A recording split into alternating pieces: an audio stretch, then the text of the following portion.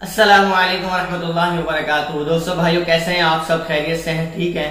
امید کرتا ہوں کہ آپ سب خیریت ہی سے ہوں گے۔ میری طرف سے آپ کو اور اسلامی بکھر موتی اس چینل کی طرف سے بہت بہت عید الاضحیٰ کی خوشیاں مبارک ہوں۔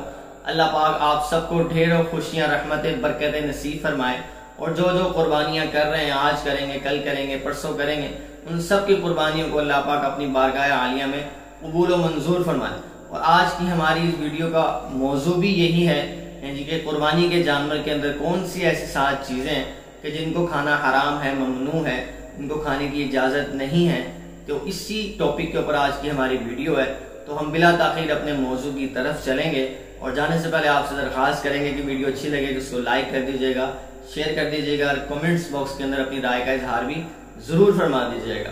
تو چلتے ہیں ہم اپنے موضوع کی طرف۔ حلال جانور کے 7 ممنوع اجزاء۔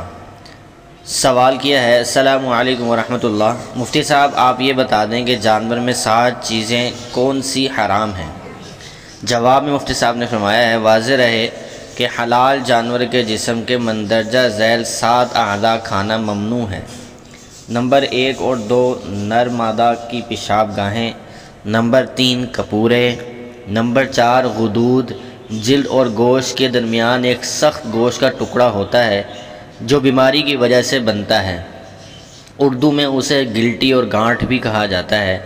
نمبر 5 مثانہ، نمبر 6 پتا، نمبر 7 بہتا ہوا خون، اور بعض فقہا کے نزدیک ان 7 اعضاء کے ساتھ حرام مغز بھی دودھ کی طرح سفید ڈوری جو پیٹھ کی ہڈی کے اندر کمر سے لے کر گردن تک ہوتی ہے ممنوع ہے۔